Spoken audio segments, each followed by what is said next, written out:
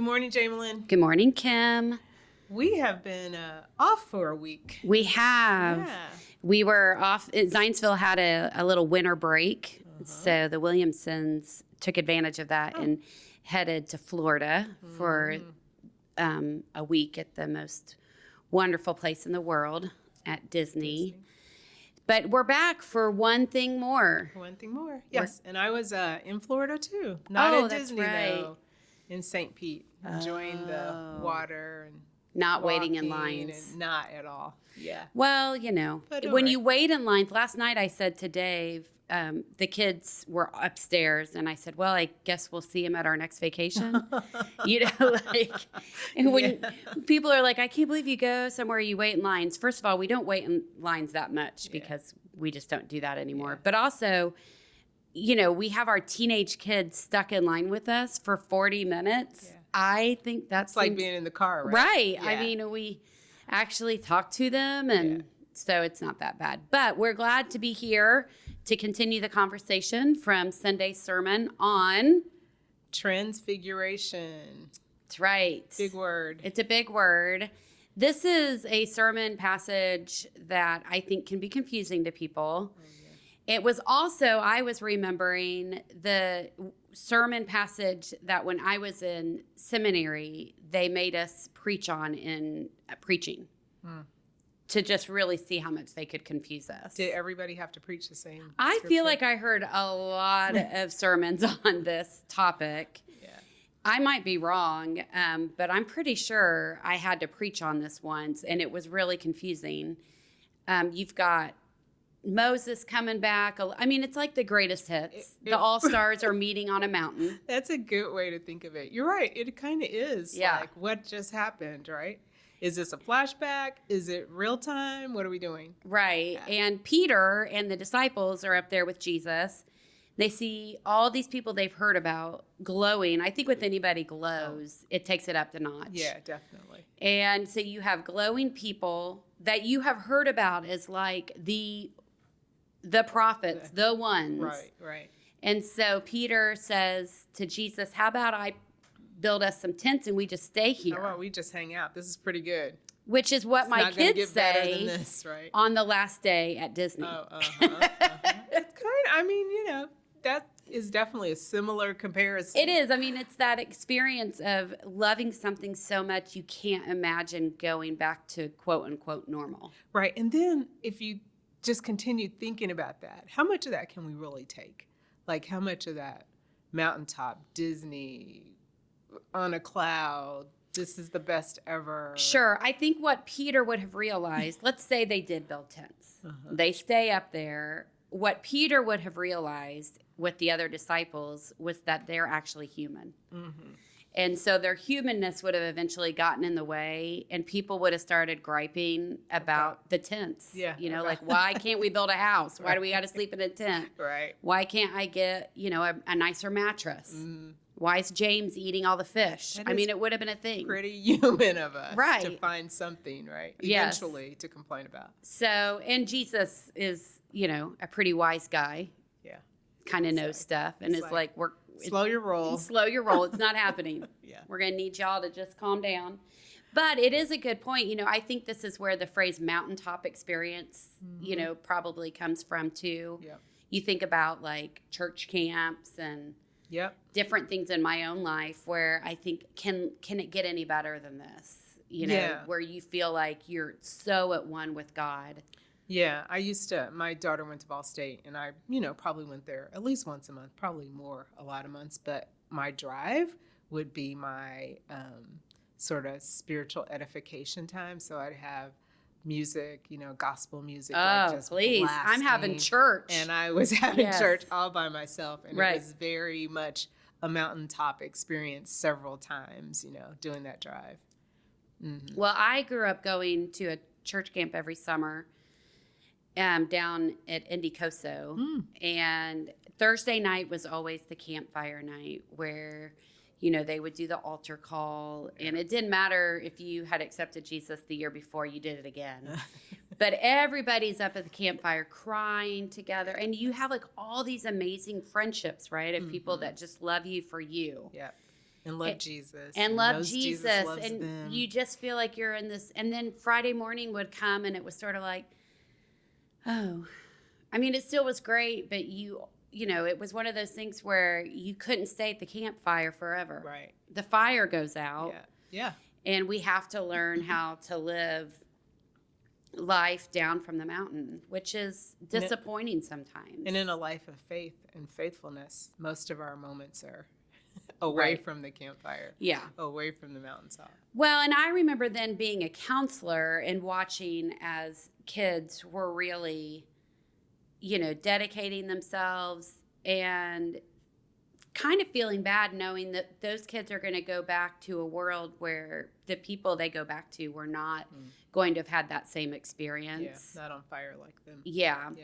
And I'm sure some of that was true for the disciples, you know, like they just had this unbelievable experience with Jesus and then they come down and they're like, so now what? Like, we're just going to heal people, I guess? Like, what's going on? Yeah. I think they had to go from it was kind of about them receiving from Jesus and not pouring anything back, and Jesus asking them to pour out into other people. And they're like, wait a minute, is that what we signed up for? That's a huge pivot. We thought, exactly. That is a big pivot. Well, and then Dave talked Sunday about how there were two things about how this was a glory moment, you know, and he said something in his sermon about how, you know, we're called to live lives of joy and to experience glory in different ways. And it got me thinking about how that experience you have on the mountaintop, it gives you a glimpse of how God really wants us to live our life, like joyful, like being in awe, like being excited, and how hard it is when you get into the minutia of everyday life to be able to spot those moments. Yeah, to even remember that they're there, right? But we just have to find them. We have to be looking for them. Yeah. So, it gave me a new perspective on this thing that some churches call glory sightings. Oh, yeah. I've never really, I don't know, it's always kind of seemed foo-foo-ish to me if I'm being really honest. But Sunday I was like, oh, well, if I think about a glory sighting in the moment, through the lens of, you know, being with the disciples and seeing this unbelievable thing that Jesus is doing. I kind of want to tell people that say always have a glory sighting to be like, I'm not sure you always have one. Oh. Like, oh yeah. Do you see a miracle every single? Am I supposed to? Maybe some people are just more open to it. Open to it. Yeah, maybe. Some people are Lord, just now more I got to be. open See, listener, we've gone right back to therapy. I'm supposed to be more open. All right. So you're saying that it doesn't always have to be people glowing. Right. It's not like fireworks all the time or glowing, transfigured in front of me people. It can be very small. And this is my either 0 or 100 problem. Yeah. I don't do real well with 50. It can be like, oh, that person just said hello to me. Like, you know, how many people do you pass? Like, I try to make eye contact and say hi to people, but people are like, not wanting to do that. Well, let me tell you, my glory sighting this morning was driving Margaret off at school. It was one hit after another on the radio, and I was doing some of my best dancing. Okay, in the car. Chair dancing. And lots of shoulder action. Okay. And she did not want to jump out of the car. Oh, she did? Oh, nice. She's very good at letting me be. That is a glory sighting. Yeah. Okay, see, I've had mine, listener. I can go home and go to bed. No, I've had my glory sighting. It's over. Now you sound like a disciple. Oh, that's true. Oh. Well, that's the nicest thing you've ever said to me. Like, this is not what we signed up for, Jesus. Okay. All right. Now I'm starting to get it now a little bit. So we have our glory sightings. We are called to really seek out joy in what we're doing. It's interesting that this scripture text sort of comes in right before we start Lent. You know, that there's been this mountaintop transfiguring experience and we just want to stay in it. And then we come down from the mountain. And Jesus turns his face to Jerusalem. He's like, I'm glad y'all enjoyed that because it's going to get rough. Things are getting ready to get real, people. So that is true. Today is Ash Wednesday. Yep. And if you are listening to this, I don't know if this will go out before tonight, though. It's not going to. But we're going to have a service tonight at 7, and I'm sure it's going to be wonderful. It will be. And we do the imposition of ashes this evening. You want to tell our listener what that's all about? On Ash Wednesday, we are remembering that we're starting this 40-day journey toward the cross, walking with Jesus. It's a time for us to just sort of contemplate where we are spiritually, where we want to be spiritually, what we might want to be happening at the end of this 40 days. It's a time to add a practice maybe, or give up something, which is what a lot of people do, but you could just as easily add something like a morning devotion or an evening devotion. So it's not a diet. I just want to No. don't think about Lent as being a diet. I know a lot of people are like, well, I'm going to give up sugar. Well, that's great if you eat a ton of sugar. Yeah. You know, the idea of sacrificing something is that when you want that thing, you remember the sacrifice that Christ made for us. And so for 40 days, it helps us refocus on that sacrifice. So, or you can add something, like you said, like really work hard for 40 days to have a practice of morning prayer. Yeah. This could be the time when you recenter yourself on the 5 minutes of quiet that Kim talked to us about in January. Yeah. And so it's important to not only make a sacrifice, but also to spend this time recentering ourselves on our faith and our journey. So in some ways, you know, when Christ turns it at the end, he comes down from the mountain, it says he turns his face towards Jerusalem. We're called to do the same thing. We're going to turn our face towards Easter, understanding that there's going to be a 40-day journey to get there. Yeah. Yeah, and thinking about Jesus's 40-day journey to get there and all the things that happened. Yeah, I think this is a good time to tell people that we have a labyrinth at the church now. I'm so excited. We have a labyrinth, and if you don't know what a labyrinth is, Kim is going to tell you. Yes, so it's a pattern of not necessarily circles, but it is just a way to be contemplative, walk contemplatively to the center and then back. So as you walk, you are given some instructions to think about different people in your life or things going on in your life that you want to pray about. And it's an intricate series of paths. Yeah. So you don't just go in a circle like a corkscrew. You kind of go down and you go to the left and you go down and you go to the right, but it makes a big circle. And it's a wonderful spiritual practice. We're really blessed to have one here. So, you know, if you have never tried it, I encourage you to come by the church and give it a shot. If you are listening and you don't live near Zionsville, there are a lot of churches that have labyrinth gardens, which are really cool. And if you're in Indy, there's one at the Inner Church Center, like 42nd and Michigan. Yes. There's one at St. Luke's United Methodist Church. Yes. I don't know if it's been weeded yet, because Betty Brandt, God love her, she does all of that. We love Betty. We need to have Betty on the show. Oh, we're going to work on that. And if you're a new pal, Cross of Grace has a beautiful one outside next to their church as well. Yeah, and I think there's one at Benedictine in Beech Grove. So there you go. Just, you know, try and find one. Maybe if you're not really sure what kind of practice to add, try a labyrinth. It's a really wonderful thing. Easily find it on the internet, like what a labyrinth is. Yes. You can probably print one off and like do it with your hands. So some people do. They trace it with their hand. And so that's a good thing too. So Ash Wednesday starts today. It kicks off Lent. So yesterday was Fat Tuesday. Yes. And in Haiti, they have a week of Carnival. So they, you know, have the parades and everything. And apparently they were doing it in Jacmel, which is close to Fondois, but not Port-au-Prince. Okay. So it's a very big week. Mardi Gras was yesterday. And it was back.